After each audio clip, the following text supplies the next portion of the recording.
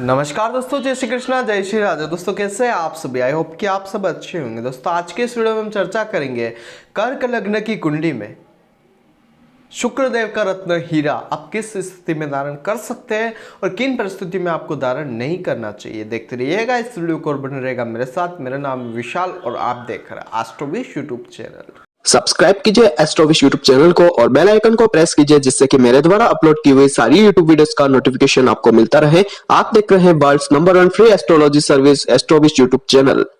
फलादेश शुरू करने से पहले यहाँ पर कर्क लग्न और शुक्रदेव से रिलेटेड कुछ साधारण सी बातें आप सभी से शेयर कर देते हैं। कर्क लग्न के जो स्वामी होते हैं वो होते चंद्रमा देव। यहाँ पर कर्क लग्न की इस कुंडली में चंद्रमा देव जो कि लग्नेश होते हैं, उन्होंने शुक्र देव को क्या प्रदान किया। लेकिन एक चीज का आपको विशेष तौर पर ध्यान यह लगाना है कि चंद्रमा देव उच्च किस राशि में होते हैं। चंद्रमा देव उच्च होते हैं शुक्र देव की वृषभ राशि में, तो इनके साथ कहीं ना कहीं तात्कालिक मैत्री संबंध तो बना हुआ है। तो यहाँ पर चंद्रमा देव ने शुक्र देव के साथ अपना मैत्री संबंध निभाते हुए इनको चतुर्थ स्थान का स्वामित्व दिया और 11वें स्थान का स्वामित्व दिया। अब यहाँ पर एक चीज का आपको विशेष तौर पर ध्यान ये रखना है कि चतुर्थ स्थान जो होता है वो केंद्र स्थान आता है और 11वां स्थान जो होता है वो त्रिषडाय भावों में आता है। यानी कि वो जो भाव है 11वें स्थान का जो भाव है उसे अच्छा नहीं माना गया है। लेकिन केंद्र स्थान में इनकी एक जो राशि आई हुई है चतुर्थ स्थान में वो बहुत अच्छी आई हुई है। वो जो घर होता है केंद्र स्थान वो बहुत अच्छा माना गया है। तो यहाँ पर चंद्रमा देव ने इनके साथ न तो दुश्मनी निभाई और न इनके साथ इन्होंने दोस्ती निभाई। इनको सम यानी कि एक न्यूट्रल फ्रेंड मान लिया। जब इनकी जरूरत होगी तब इनका यूज किया जाएगा, या फिर ये समझ लीजिए कि जिस परिस्थिति में होंगे उस अनुसार आपको फायदे प्रदान करने वाले होंगे। और यही स्थितियां कुंडली में फल देते टाइम शुक्रदेव की रहती है।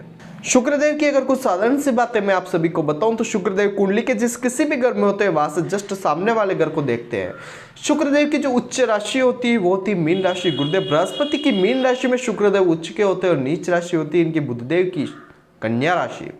यहां पर शुक्रदेव कुंडली के चतुर्थ स्थान में दिशा बली होते हैं, जहां पर चंद्रमा देव भी दिशा बली होते हैं। दोनों का संबंध बहुत अच्छा रहता है। दोनों एक दूसरे के लिए ये समझ लीजिए कि पूरकता का काम करते हैं और साथ जब होते हैं तो जीवन में गारे न्यारे करने वाले होते हैं। शुक्र का किसी भी जातक की कुंडली में या फिर किसी भी जातक के जीवन में क्या प्रभाव होता है वो हम आपको बता देते हैं। शुक्रदेव किसी भी जातक के जीवन में लग्जरियस लाइफ के स्वामी होते हैं। जो महंगी कारें होती है उनका स्वामित्व को शुक्र को प्रदान किया गया है। जो महंगे घर होते हैं जैसे कि बंगले हो गए, रिजॉर्ट हो गए, वो सारी चीजें शुक्र के प्रभाव में आने वाली होती है। जो महंगे कपड़े होते हैं वो सारे शुक्र के प्रभाव में आने वाले होते हैं। अब यहाँ पर विशेष तौर पर आपको ये चीज ध्यान रखनी है कि कारें और मकान जो होते हैं वो शनि के प्रभाव में आते हैं, लेकिन जो उनमें महंगी चीज़ें जो होती है, अब जैसे कि यहाँ पर एक नॉर्मल कार होती है वो ब्रीजा भी आती है, स्विफ्ट भी होती है, वो शनि का प्रभाव लेकर आती है। लेकिन उसमें अगर आप देखें लैम्बोर्गिनी, BMW वगैरह ये जो चीज़ें हैं ये सारी जो कारें होती है ये शुक्र का प्रभाव लेकर आती है। वहीं अगर गाड़ी की अगर देखी जाए तो नॉर्मल चीज़ें होती है जैसे कि आप बोट की गाड़ी ले सकते हैं, फास्ट ट्रैक की गाड़ी ले सकते हैं, आप सोनाटा की ले सकते हैं। ये जो सभी चीज़ें होती है एक शनि के प्रभाव में रहती है, राहु का प्रभाव लेकर आती है। लेकिन इनमें भी जो सबसे ज्यादा महंगी चीजें जैसे कि रोलेक्स की घड़ियां हो जाती है तो वो जो चीजें वो शुक्र का प्रभाव लेकर आती है। तो इस चीज को आप समझ लीजिएगा कि जो बहुत ही बेस्ट टू बेस्ट चीजें होती है, जो बहुत जबरदस्त तरीके से खूबसूरत चीजें होती है, वो सारी चीजें शुक्र के प्रभाव में आने वाली होती है। यहां पर मैं आप सभी को रत्न संबंधी कुछ सावधानी बरतने के लिए कहना चाहूंगा। किसी भी रत्न को धारण करने से पहले अपनी कुंडली का एनालिसिस आपको अवश्य करवाना चाहिए, क्योंकि बिना कुंडली विश्लेषण करवाए अगर आप कोई भी रत्न धारण करें तो आपके जीवन में समस्याएं लेकर आ सकता है। अब यहाँ पर किसी भी रत्न को धारण करने से पहले आपको उसके शर्बल की स्थिति, उसकी डिग्री वाइज कैपेबिलिटी, उसकी अवस्था देखना आवश्यक है, दृष्टि संबंध देखना आवश्यक है, युति संबंध देखना आवश्यक है, नक्षत्र संबंध देखना आवश्यक है, प्रयोजन, किस प्रयोजन से आप उस रत्न को धारण कर रहे हैं और उस कुंडली में उसका क्या स्टोन से रिलेटेड क्या उसका जो है प्रभाव बना हुआ है, सारी चीजें देखकर आप रत्न धारण करेंगे तो आपके लिए अच्छा रहेगा। और ये सारी चीजें देखकर ही और भी ज्यादा पॉइंट्स होते हैं वो हम देखकर आपको कोई भी रत्न सजेस्ट करते हैं। तो इसलिए यहाँ पर आप बिना कुंडली विश्लेषण करवाए कोई भी रत्न धारण नहीं करें, आपके लिए अच्छा रहेगा। अगर आप अपनी कुंडली का विश्लेषण हमसे कराना चाहते हैं और ये जानना चाहते हैं कि आपके लिए फेवरेबल स्टोन कौन सा है, या फिर आप ये जानना चाहते हैं कब आपकी व्यापार अच्छे से चलेगा, नौकरी कब लगेगी, कब आपको जीवन में संतान प्राप्ति होगी, कब आपका विवाह होगा, कब आपको मकान प्राप्ति होगी, कब आपको वाहन की प्राप्ति होगी। इस तरीके के अगर आपके जीवन में बहुत सारे सवाल आ रहे हैं, आप कंफ्यूज है, तो नीचे स्क्रीन पर हमारे कॉन्टैक्ट नंबर आ रहे हैं, आप उस पर कॉन्टैक्ट करिए और अपनी कुंडली का विश्लेषण हमसे अवश्य कराइए। और हाँ, हमने आपके लिए एक सवाल का एनालिसिस, यानी कि एक सवाल से रिलेटेड आप कोई भी आंसर हमसे प्राप्त कर सकते हैं कुंडली से रिलेटेड, वो चीज हमने फ्री रखी हुई है। इस चीज का आपको विशेष तौर पर ध्यान रखना है।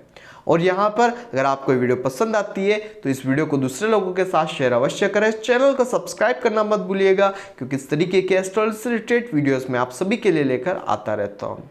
शुरू करेंगे। कर्क लग्न की कुंडली में शुक्रदेव का रत्न हीरा आप कब धारण कर सकते हैं। ये कर्क लग्न की कुंडली आपके सामने ड्रॉ हो चुकी है, आप देख सकते हैं। शुक्रदेव जो है यहाँ पर आपकी कुंडली से रिलेटेड देखा जाए तो चतुर्थ स्थान और 11वें स्थान के स्वामी होते हैं, और चतुर्थ और 11वें स्थान के स्वामी होकर शुक्रदेव विराजमान है आपके लग्न घर में। लग्न घर में जब भी शुक्रदेव आते हैं तो यहाँ पर विशेष तौर पर आपको ध्यान रखना है कि चंद्रमा के साथ इनकी तात्कालिक मैत्री आप अवश्य देखें, क्योंकि चंद्रमा देव जो है वो इस कुंडली के लग्नेश होते हैं और उनकी राशि में शुक्रदेव आए हुए हैं। अगर इनकी तात्कालिक मैत्री बन जाती है, दृष्टि संबंध युति संबंध सारा अच्छा बन जाता है, तो आप यहाँ पर इनका रत्न हीरा धारण कर सकते हैं। शुक्र का रत्न हीरा आप पहन सकते हैं। बात करेंगे सेकंड हाउस। सेकंड हाउस में भी शुक्र का रत्न धारण किया जा सकता है। सूर्य के साथ तात्कालिक मैत्री और चंद्रमा की स्थिति देखने के बाद धारण करें, अच्छा रहेगा। और यहाँ पर ये आपको करोड़पति भी बना सकता है। बात करें तीसरे स्थान में, बिल्कुल भी नहीं धारण करें। वाहन माता और आपकी आय से रिलेटेड जबरदस्त परेशानियां आपको देखने को मिल सकती है। दान करें, अच्छा रहेगा। व्रत करें, अच्छा रहेगा। मंत्र जप करें, यंत्र का उपयोग करें, अच्छी चीजें रहेगी। बात करें चतुर्थ स्थान। चतुर्थ स्थान में बिल्कुल आप इनका रत्न धारण कर सकते हैं। शुक्र अपनी स्वराशि में आए हुए हैं और यहाँ पर आप इनका रत्न धारण करते हैं तो आपको जीवन में अच्छी चीजें यहाँ पर शुक्र प्रदान करने वाले होंगे। और एक चीज का ध्यान रखिए, दिशा बली भी है शुक्र, तो आपको शानदार फायदे आपको देखने को मिलेंगे। बात करें पंचम स्थान में, क्या पंचम स्थान में आप इनका रत्न धारण कर सकते हैं। पंचम स्थान में भी शुक्र का रत्न धारण किया जा सकता है, लेकिन विशेष तौर पर इसकी मंगल के साथ तात्कालिक मैत्री बिल्कुल देखिएगा। मंगल के साथ अगर इनकी तात्कालिक मैत्री बनी हुई है तो आप इनका रत्न धारण करें, आपके लिए फायदेमंद चीजें रहेगी। यहां पर शुक्र का स्टोन धारण किया हुआ स्किल डेवलपमेंट के साथ साथ इनकम सोर्स जबरदस्त प्राप्त करवाने वाला होता है। बात करें छठे घर में, छठे घर में क्या रत्न धारण किया जा सकता है। हाँ, एक परिस्थिति में धारण कर सकते हैं जब नौकरी से रिलेटेड समस्या आ रही है, नौकरी प्राप्त करनी है, उस स्थिति में चंद्रमा और देवगुरु बृहस्पति की स्थिति देखकर आप इनका रत्न शुक्र का हीरा आप धारण करेंगे तो कुछ अच्छी चीजें हो सकती है। और गुरु और शुक्र का कुछ युति संबंध योग बन जाता है तो सफेद पुखराज धारण करना जीवन में शुक्र और गुरु का प्रभाव भी प्रदान कर सकता है, लेकिन कुंडली बताएगी क्या करना है क्या नहीं करना है। बात करेंगे सप्तम स्थान। सप्तम स्थान में शुक्र का रत्न धारण किया हुआ दाम्पत्य जीवन की हर समस्याओं को हरने वाला रहेगा। आपके जीवन में सुख समृद्धि प्रदान करने वाले शुक्र यहाँ पर रहने वाले हैं, लेकिन शनि और चंद्रमा की तात्कालिक मैत्री देखना बिल्कुल आवश्यक है, इस चीज का ध्यान रखिएगा। अष्टम स्थान में बिल्कुल भी नहीं धारण कर रहे, ये आपके लिए जबरदस्त समस्याएं लेकर आ सकते हैं, लेकिन आप ऑकल्ट साइंस या फिर आप तेजी मंदी एस्ट्रोलॉजिकल या फिर आप शेयर मार्केट से पैसा कमाना चाहते हैं, आप गुप्त धन प्राप्त करना चाहते हैं तो अष्टम स्थान में शुक्र को एक्टिव करिए, जबरदस्त पैसा आपको लेकर आएंगे। लेकिन शनि चंद्र और शुक्र का प्रभाव जानना आवश्यक है। बात करें भाग्य स्थान, बिल्कुल आप धारण कर सकते हैं। यहाँ पर अगर गुरु शुक्र भी साथ में बैठे हुए हैं तो यहाँ पर आप जो है सफेद पुखराज आप धारण करें, आपके लिए जो है चंद्रमा की इस कुंडली में गुरुदेव बृहस्पति और शुक्रदेव का प्रभाव जबरदस्त फायदे लेकर आएगा। धन संबंधी समस्याएं दूर होगी, सुख समृद्धि बढ़ने वाली होगी, लेकिन क्या करना है, सफेद पुखराज पहनना है, हीरा पहनना है या पुखराज पहनना है, ये सारी चीजें आपकी कुंडली ही बताएगी। यहाँ पर मैं सिर्फ आपको एक नॉलेज प्रदान कर रहा हूँ। दशम स्थान की अगर बात की जाए तो दशम स्थान में आप शुक्र का रत्न धारण कर सकते हैं। मंगल के साथ तात्कालिक मैत्री देखिए, और अगर मंगल साथ में ही विराजमान है तो शुक्र के साथ जब मंगल हो जाते हैं तो आप सफेद मूंगा पहन सकते हैं, जो आपको फायदे अच्छे से प्रदान कर सकता है। लेकिन वो क्या करना चाहिए, सफेद मूंगा, हीरा या लाल मूंगा, ये भी आपकी कुंडली ही आपको बताने वाली है। बात करेंगे 11वें स्थान में क्या रत्न धारण कर सकते हैं। हीरा, बिल्कुल शुक्र के इस रत्न को आप धारण कर सकते हैं, इनकम सोर्स बढ़ाने के लिए फायदेमंद रहेंगे शुक्रदेव। और चंद्रमा की स्थिति देखिए, डिग्री वेस कैपेबिलिटी का अगर समायोजन अच्छे से हो जाता है तो करोड़पति बना बनाने तक की स्थिति यहाँ पर शुक्र आपको निर्माण करके दे सकते हैं। अगर बात करें 12वें स्थान की, तो 12वें स्थान में शुक्र का रत्न धारण नहीं करे, जीवन में जबरदस्त आय संबंधी समस्याएं और माता संबंधी परेशानियां प्राप्त होगी। यहाँ पर फोकट की विदेश यात्राएं भी हो सकती है, इस चीज का ध्यान रखिएगा।